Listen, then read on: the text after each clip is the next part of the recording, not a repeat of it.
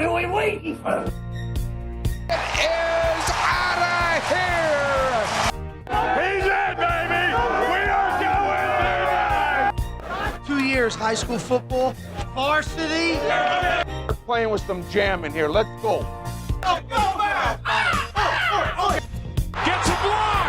Are you kidding? Deshaun Jackson still not in and now in for the touchdown, no flags. Everybody, welcome to another edition of the Connor and Mark Show. Thanks for joining us today. As we promised, bringing in not yet the new year, but pretty close to it, some special guests. And today, our special guest is Jordan Dempster, works for Barstool. You can follow him at Twitter at Jordy Barstool, and on Instagram at Barstool Jordy.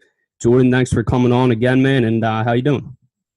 Yeah, what's going on, gentlemen? Appreciate you guys having me. Doing pretty well. Just getting ready for another USA World Juniors game here coming up. So, oh yeah, and don't worry, we will definitely dive into that as well as some flyers.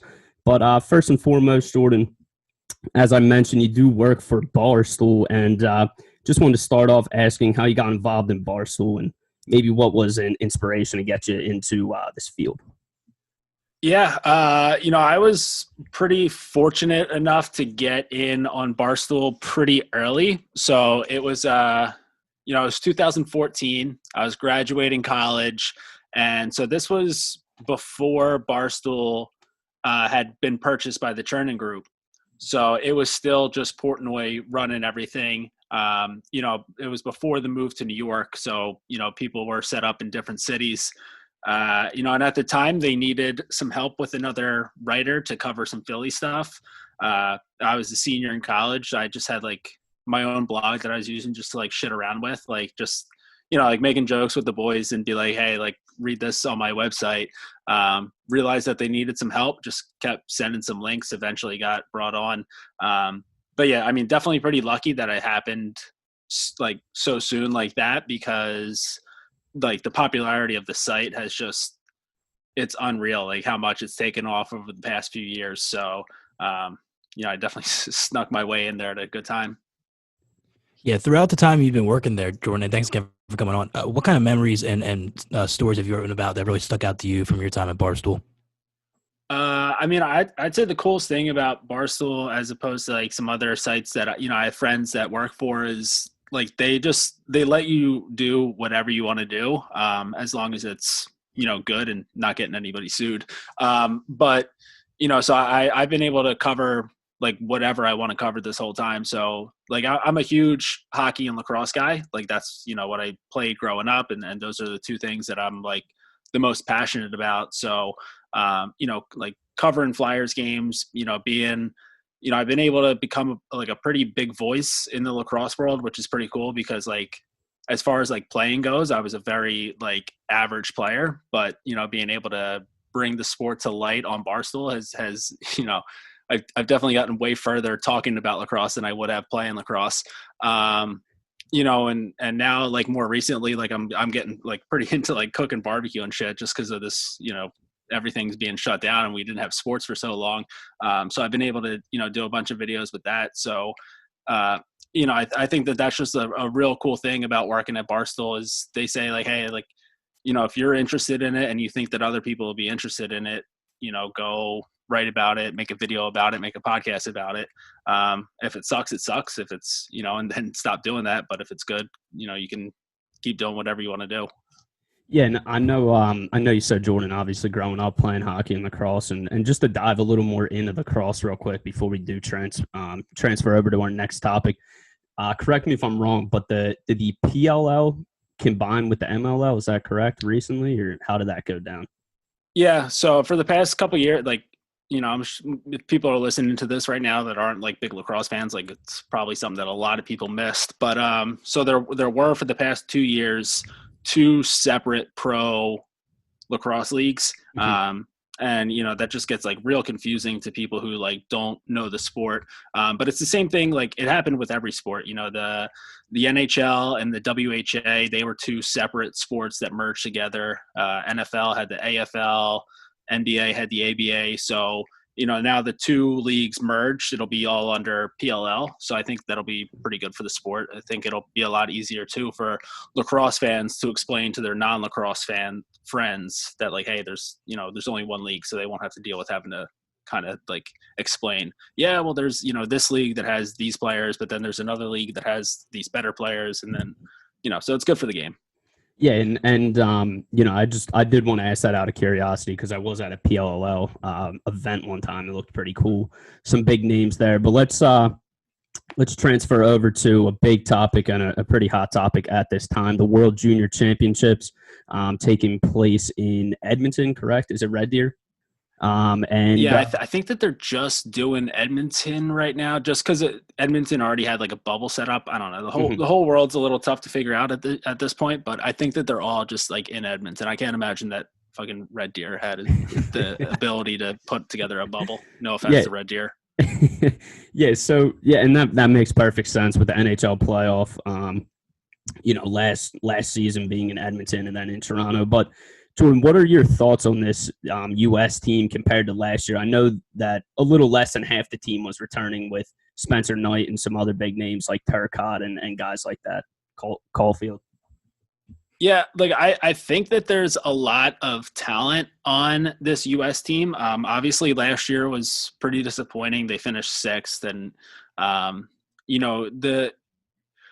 the World Juniors has gotten to a point now where it's so good because so many teams have like powerhouse rosters. Like there was a stretch for a while where Canada won like 5 straight, and obviously Canada's the best nation when it comes to this tournament, but like it gets boring if like the same teams keep winning.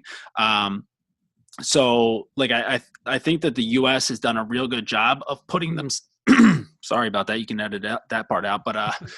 But the U.S. has done a really good job at putting themselves in that top tier category of nations that always has a chance to go in and get a medal and contend for a gold. I think that this year, as far as talent on rosters go, Canada's number one. They have like 20 first-round draft picks on their roster this year. It's fucking insane. This team is loaded. Sweden, that team is also loaded, and these are all guys who won the gold medal at the U18 tournament 2 years ago. So like it's the U18 tournament, but everyone's just 2 years older now. So it's the same team that won gold then, probably has a pretty good chance of winning gold now. So I don't think that I would never say that the U.S. is a favorite to win gold this year, but I do think that they have some good pieces there. I think that this kid, Trevor Zegras, I don't know when this episode's going to come out, but hopefully there'll be a couple more USA games to watch after it. If you haven't been tuning in, watch this kid, Trevor Zegras. He's an Anaheim Ducks draft pick, and he is filthy. This kid's vision is preposterous. Eyes in the back of his head for sure. And, last year's tournament, he had nine assists, but 0 goals. This year, he's also sniping. So he's been pretty sick to watch so far. Yeah, the U.S. play around 2:00 today, play the Czech Republic. How do you think this team's going to perform against them after, kicking Austria's ass 11-0? Yeah, so the Czechs are one of those teams in this tournament where like they're never easy to play against. They're never fun to play against. Like it's going to be, it's definitely going to be a frustrating game for the U.S. team, especially because the Czechs are going to be coming in with a lot of confidence because they just shut out Russia 2-0. Now, on the flip side of that, they got shit pumped by Sweden to open up the tournament 7-1. So but that's what you get with the Czechs, where it's like you never really know like what type of game you're going to get. Like, are you going to just like speed bag them right off the bat, or are they going to be just, real stingy on defense and then shut you out like they did against Russia? So I think, I don't know. I think as long as I actually haven't even seen who's in net right. So, we're still about an hour out from this game. So I don't know. I haven't had a chance to check out who's in net. It was a rough go for Spencer Knight against Russia. I don't know if they go back to him against the Czechs, because I do think that Dustin Wolf is a great goalie. But as long as they don't let the Czechs get on the board like pretty early in that first period and like let their confidence keep building, then they should be fine. But if the Czechs get any confidence, then it's like, oh shit, this game is going to be so frustrating, like so fast. Yeah, so again, that game is going to be 2:00 today. Pretty sure on the NHL Network, USA versus Czech Republic at 2:00. So now, Jordan, kind of honing in on two guys, Flyers prospects, and I believe they were on the team last year, Cam York and Bobby Brink. What have you liked so far from these guys, and do you think either of these guys have a shot of making the Flyers team out of training camp this year? One, I would say that we won't see them in a Flyers uniform really soon. Out of the two of them, I think that Cam York would probably have the better chance of getting there sooner than later. I think Cam York's a stud, and he's wearing the C for USA for a reason. He moves so well, he sees the ice so well. He gets, not to be too cliche here, but he's good at getting pucks on net.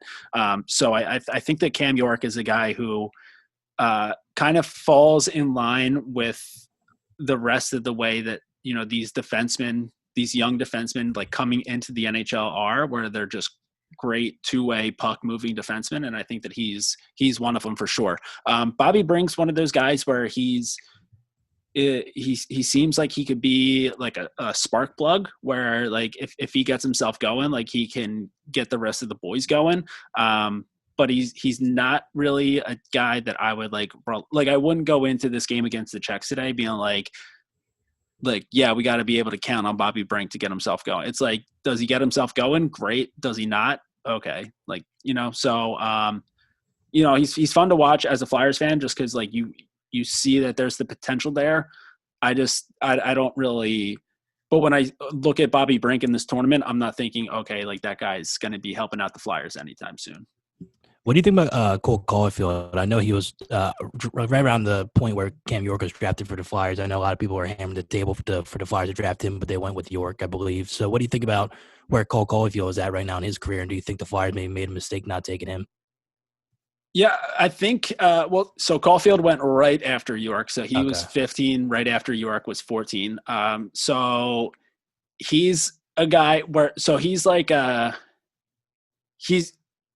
he's like a more electrifying version of Bobby Brink in the sense of like if he gets himself going, he's going. Like he's got the record for the most goals scored in U.S. national team development program history, and like some other guys on that list, pretty fucking nasty. I don't know if you've ever heard of these guys before, but Austin Matthews, Patrick Kane, Phil Kessel, just some small names there. Yeah. So like, I mean, like it's not like a fluke that he was able to put up more goals than those guys. Granted, he was playing with Jack Quinn for a while, and like those two playing for the national team together were nasty. But he's a guy who, if he's going, like those shots are impossible for a goalie to pick up. Somehow he wasn't able to get himself going against Austria. I don't know if he was just like, okay, like, yeah, we got this one in the bag. I can kind of just like hang out here. But I don't know. The more I watch Caulfield's game, and like, yeah, it would be great for the Flyers to have a pure sniper like that. But like at this moment, Caulfield is like, he has sniping abilities, but I wouldn't say that he's like he's not going to get himself like 30 goals in the NHL next year. And that's kind of what like the Flyers timeline would be. Like he could be a 30 goal scorer eventually. And I think that like for Montreal's timeline, granted, they have to figure out a way to like do this all within Carey Price's timeline as well. But like Montreal is built for a few years from now where they're going to be really good. And I think that Caulfield falls in under that timeline a lot better than he does with the Flyers. Yeah, now kind of shifting just to overall superstars in this league. I know we've touched on a few in the World Junior Tournament that have really good potential. I saw on your Twitter, I believe it was the other night, and sorry if I butcher this, but Tim Stutzel, third overall pick to the Senators this year. Any guys that we haven't mentioned that you really see or that have a bright future in the NHL or may be overlooked at this point in time that are going to have a bright future, you think? One you were close. I think that it's more of like Stutzel with like Stutzel. that nice like Dutch like Stutzel. Nice bite and on the end. and that kid, I don't know, man. That kid he's Sick. unbelievable. Yeah. Like I love the way that he plays. I think that the Germans are in like a real good like generation of hockey players right now where like obviously they're going to get worked by Canada, but they just had a nice overtime win against who they play, Slovakia last night. So they've got some real good players.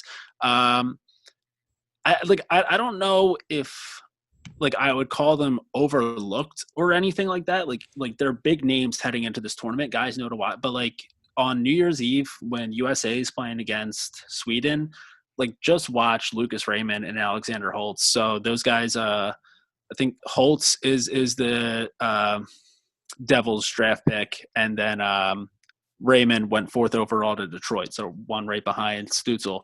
Like those guys are just, and it's weird because like they don't play with each other in the Swedish league, but I guess that they've just played on the the national team so much growing up where like their dynamic out there, like they're both so much better than everyone else that they're out on the ice with at that time, and they're like equally as good as, so it's crazy watching those two together.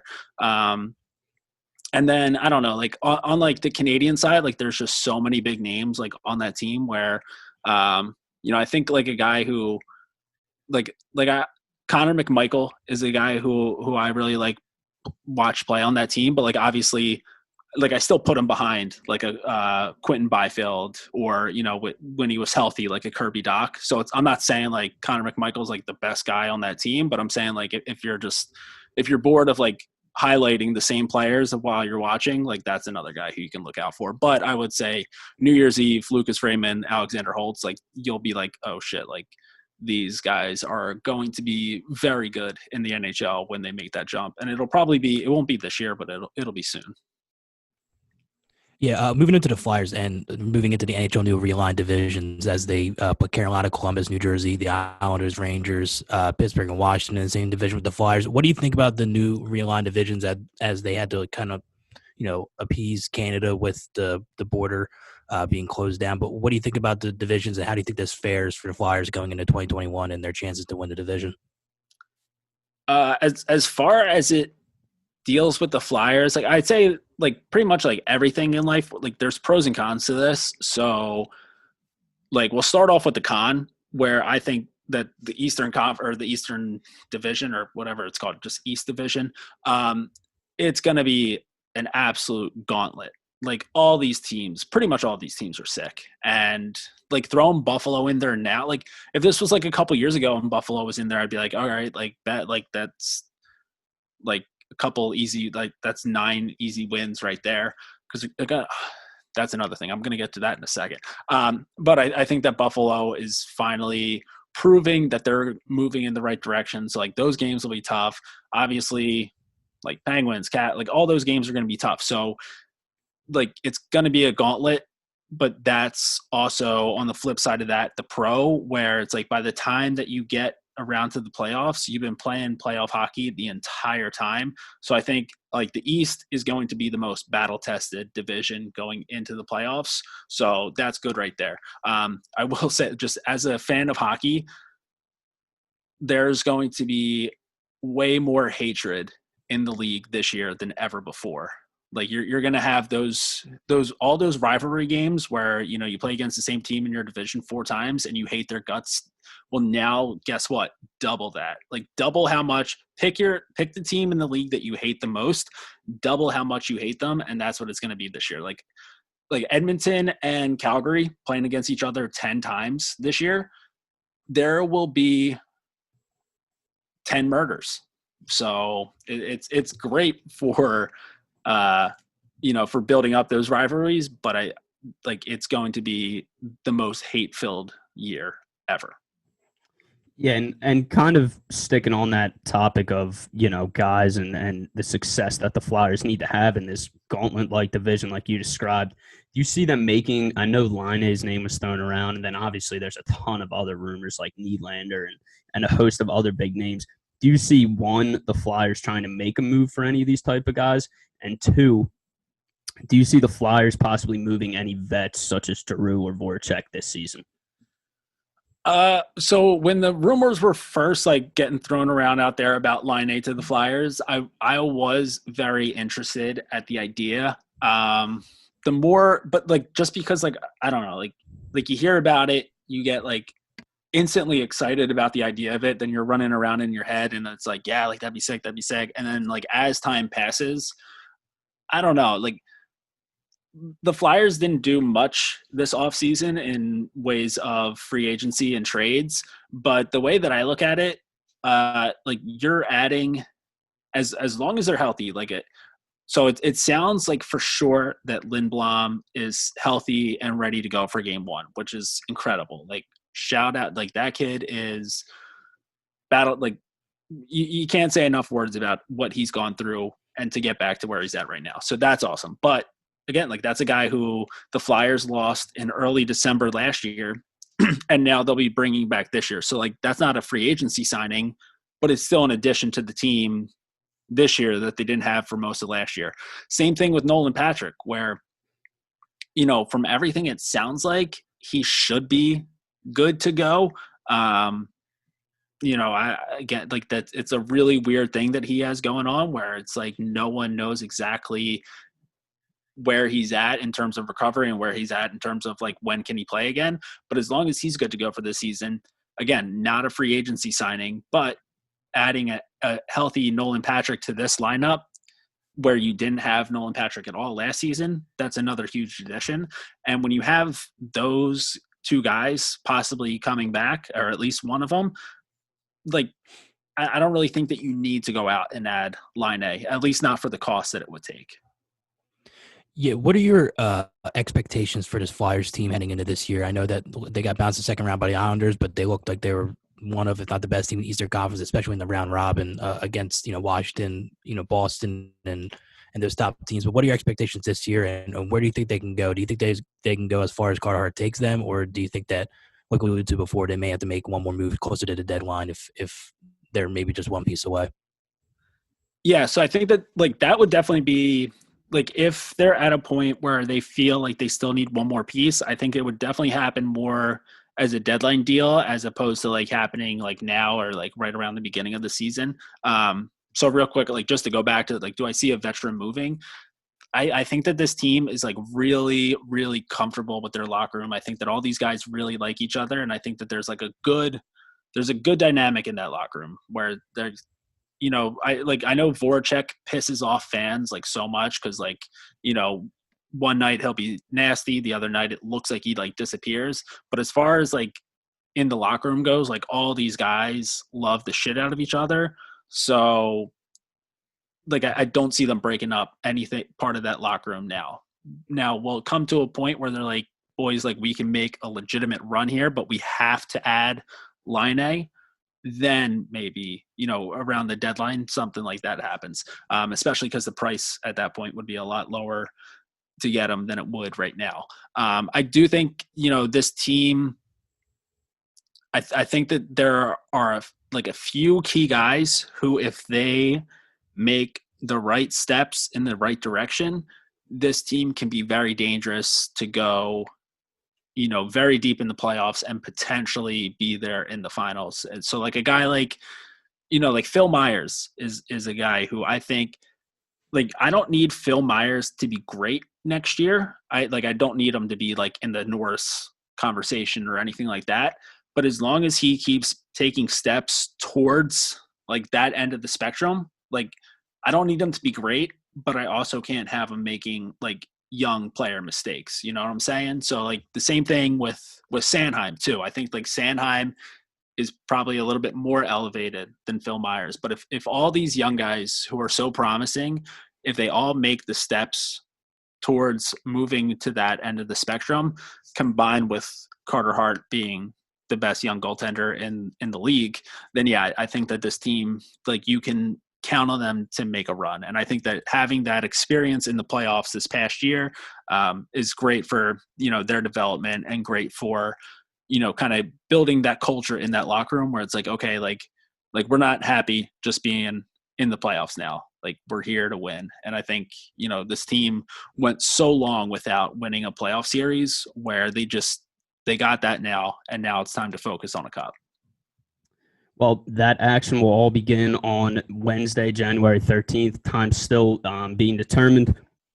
The Flyers will take on the Penguins, and we'll get a whole dose of that this year again with the divisions realigned. Jordan, we really appreciate you coming on, but before we let you go, we do have one more question for you, and this one's pretty close to Philadelphia fans all over. Are you in on Jalen Hurts and out on Carson Wentz, and who's back next year and who's fired?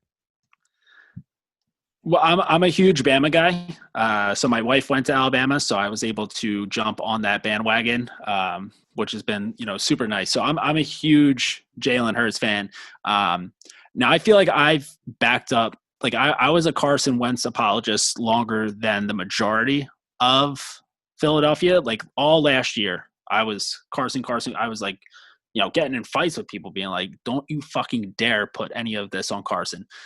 This year, again, like I don't think that the team did anything at all to help him, but I also don't think that he did anything at all to help himself. So I'm in on Jalen. I think that you can win with Jalen Hurts.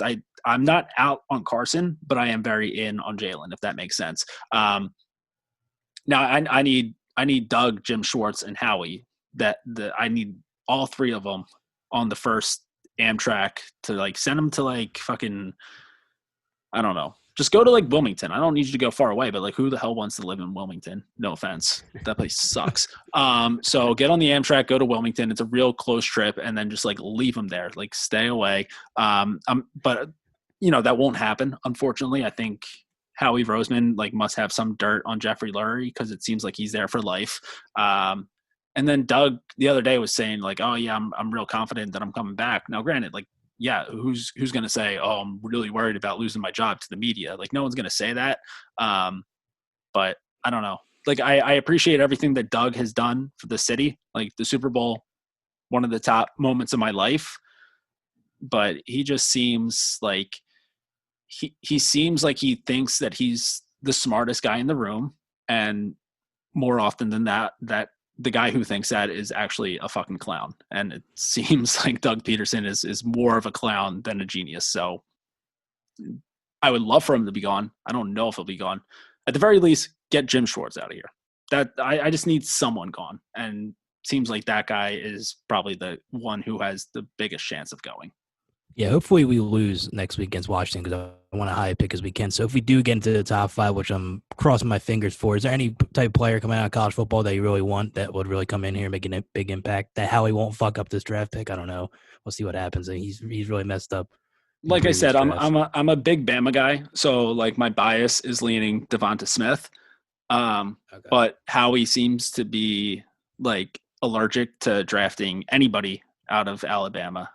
He had to wait until Jalen went to Oklahoma. So, if Devonta Smith or Jamar Chase, but I don't know. I know people love the lineman from Oregon, but go out and like sign a lineman in free agency or something like that. Like draft me a fucking stud receiver because this team hasn't had one in ages. Yeah, I totally agree. I would go Devonta Smith, and real quick, just an update. Devonta Smith did win the AP Poll Player of the Year, I believe, first wide receiver ever in college history to do so. So, I mean, that would be pretty good enough for me to draft him if I had a top 5 overall pick. How he's going to take like a tight end from the Sun Belt and say, yeah, we can turn him into a receiver. He's got a lot of upside. Hopefully that doesn't happen because the city might go up in flames. Oh, yeah. Don't forget about Coastal. All right, Jordan. Well, we really appreciate you coming on again. You can follow him on Twitter at Jordy Barstool and on Instagram at Barstool Jordy. Jordan, thanks a lot, man, and let's go Flyers. Yeah, thanks for having me on, boys. Go, I would say go Birds, but let's go Washington football team. Let's close this season out. All right. Thanks everyone for listening. You can follow us at Connor Mark Show on Instagram and Twitter, and also Connor Mark Show on YouTube. Thanks, everybody.